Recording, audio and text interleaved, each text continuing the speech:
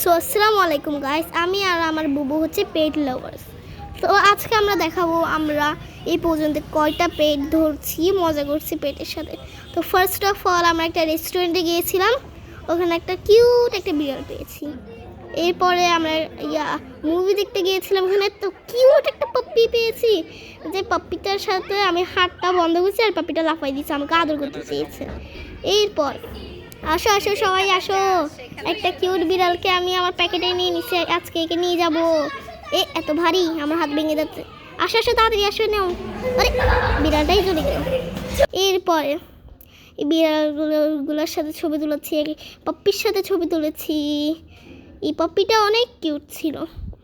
এরপরে হচ্ছে আমি শুধু বিড়াল এগুলোই ধরি না, আমি আমি ছাগলও ধরি। এই দেখেন ছাগলের বাচ্চা এগুলা। তো আমি বলতেছি আমার মাকে আমাকে কোলে দাও কোলে দাও। এরপর আমি নিলাম, আমি ভুই পাচ্ছিলাম। আর এটা হচ্ছে আরেকটা কিউট একটা পাপ্পি, এটা হচ্ছে বিচ কুইনে।